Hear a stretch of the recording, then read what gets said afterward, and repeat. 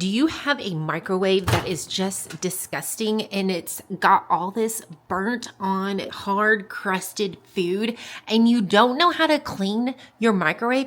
Well, I'm going to show you today how to clean your microwave and make it look as sparkly new as possible. Let's go. This is what you're going to need for this microwave. Now we're going to go ahead and clean this and we're going to also deodorize it. You're going to need some real lemon juice. If you have real lemons, that would do even better. You're going to need some vinegar of some sort. Any kind of vinegar will work. Even if you have some apple cider vinegar in your house, that would work just as well. And you're going to need a mug that is microwavable safe. I'm going to fill my mug up about halfway with water, and then I'm going to add about a 1/4 cup of the vinegar, and you can just eyeball it. And then I'm also going to add a couple splashes of this lemon. And then all we have to do is put this in the microwave, and then we're going to go ahead and heat this for about 1 minute and 30 seconds. What we're trying to do is get this water nice and hot so it's kind of steaming. This is going to help release all of the food that's stuck on just like that.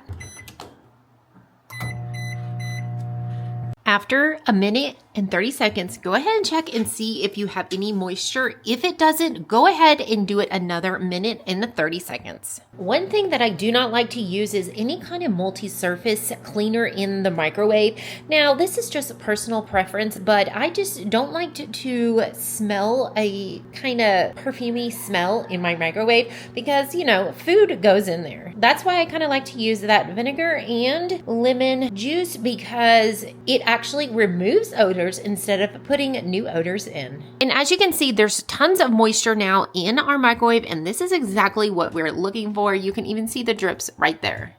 Remove your cup. Be careful, it might be hot. And just bring that to your sink. And then we need to go ahead and remove the plate that's in there. And we're gonna put that in the sink.